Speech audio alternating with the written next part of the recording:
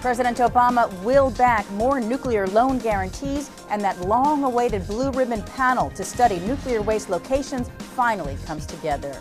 Pennsylvania wants tougher regulations on drilling in the Marcellus, and Osama Bin Laden wants a boycott of American products worldwide, saying it'll fight climate change. From the Energy News Center in Washington, D.C., this is the Energy Report with Susan McGinnis.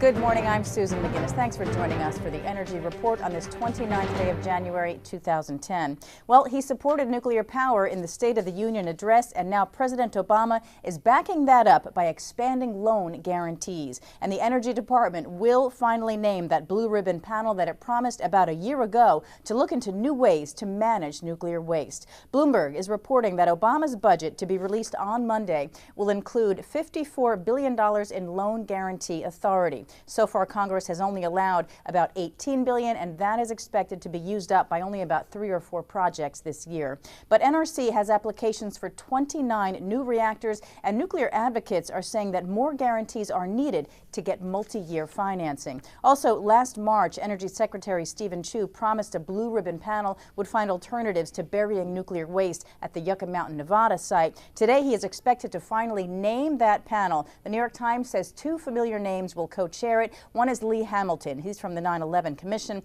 Also, Brent Scowcroft, who served in top national security posts in both Bush administrations.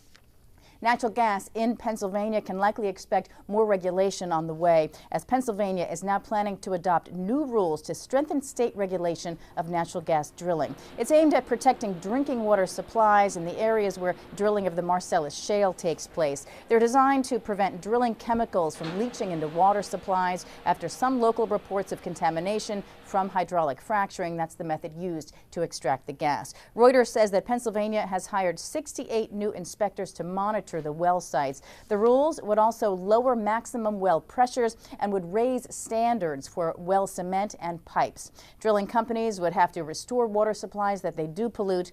The proposals do have the support of some environmental groups, including the Marcellus Shale Coalition, but one group, the Penn Environment, is calling for more public input first. A 30-day comment period starts today. After that, the proposals will be sent to a state panel to be finalized. Well, the world's economists did talk climate at the annual Davos summit in Switzerland. Mexico's President Felipe Calderón told the meeting that money is the key to a world climate deal. He says negotiators need agreement on a world financing mechanism and new aid to help poorer countries deal with the effects of climate change if a new deal is to be done by Mexico this coming December. Business leaders say the private sector can help, but that they need clear direction from world governments, and those governments are still facing very uncertain prospects as they recover from the global recession. China has established a national energy commission headed up by Premier Wen Jiabao. A state news release says that the commission will draft energy development strategy, review energy security, and coordinate international cooperation. State media pointed to experts as saying that policymakers have faced a lot of difficulties in getting intra-agency cooperation on cutting carbon emissions, also raising energy efficiency to help combat global warming. China does face difficulties in ensuring smooth supplies of fuel, coal, and natural gas, partly due to conflicts over pricing policies that have caused widespread losses for refiners and also utility companies. Well, Osama Bin Laden is coming out apparently talking climate change and blaming it on the United States. In an audio tape message aired on Al Jazeera TV that has not been authenticated, Bin Laden blames the U.S. and other industrialized countries for global warming. He says the way to stop it is to bring, quote, the wheels of the American economy to a halt. He says the world should stop consuming American products and stop using the U.S. dollar. He calls for drastic solutions to global warming and not solutions that partially reduce the effect of climate change. Again, the authenticity of this message has not been confirmed. As the U.S. moves toward a smart grid, there's evidence that some very smart spies and criminals are not far behind. A new survey says that more than half the operators of power plants and other critical infrastructure have been cyber attacked. Some have disrupted service. Others have planted malicious programs and spyware. Some have actually been traced to foreign governments. Other attacks, mainly on oil and gas infrastructure, are extorted for protection money. The survey was done by the web security firm McAfee and the Center for Strategic and International Studies. Smart grids are said to be more vulnerable to hackers because they are digital. Well, Iceland wins when it comes to being green. The nation scores the highest in a global environmental performance index done by Yale and Columbia universities. The U.S. falls 22 spots down to number 61. Switzerland came in second after Iceland, and it was followed by Costa Rica, Sweden, and Norway. The index looks at different categories, including environment and health, air quality, water resource management, biodiversity, agriculture, climate change, and other things. Data for it comes from the World Bank, the UN Development Program, the UN Food and Agriculture Organization, also the UN Framework Convention on Climate Change. Clean Skies was in Iceland researching its hydroelectric and geothermal systems. Iceland gets virtually 100% of its electricity from renewable sources. It also has the largest percentage of geothermal generation in the world. That was in 2008, according to the EIA.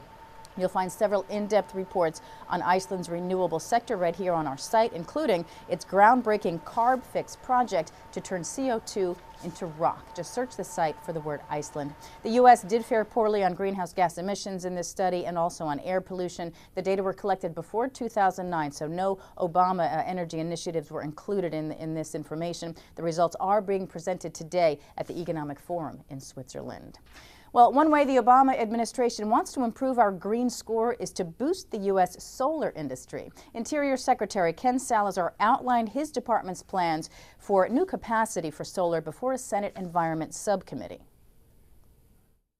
With respect to solar energy, we believe that there are 23 million acres on our public lands which are highly suitable for solar energy production. Let me say that at this point we are moving forward with a set of applications which we are fast-tracking for permit approval. And by the time that we get to December of this year, 2010, we hope to have permitted 13 commercial-scale solar energy projects which will have the capacity of producing 4,500 megawatts of power by the time that they are built out. Now, after that hearing, Clean Skies' Tyler Suiters talked with the Secretary about the pending Senate climate bill. You can see Salazar's response, other answers that he gave the media, just clicking on Tyler's full report here on cleanskies.com. And here's a check of some energy goings-on around the Beltway today. At 9 this morning, EPA Assistant Administrator Gina McCarthy started delivering open remarks at the Safer Sustainable Vehicles Conference. It's part of the Washington Auto Show, and it's at the Washington Convention Center.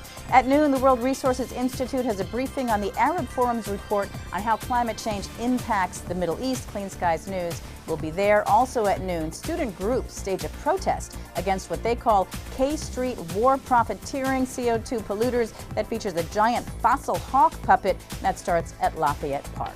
That is the Energy Report. Thanks for joining us here in the Energy News Center. For any suggestions or comments about our programming here on Clean Skies News, we want to hear from you. You can find us at contact@cleanskies.com, and don't forget to find us on Facebook and Twitter too. Keep it here at cleanskies.com all day long for all the day's energy news. I'm Susan McGinnis. This is Clean Skies News.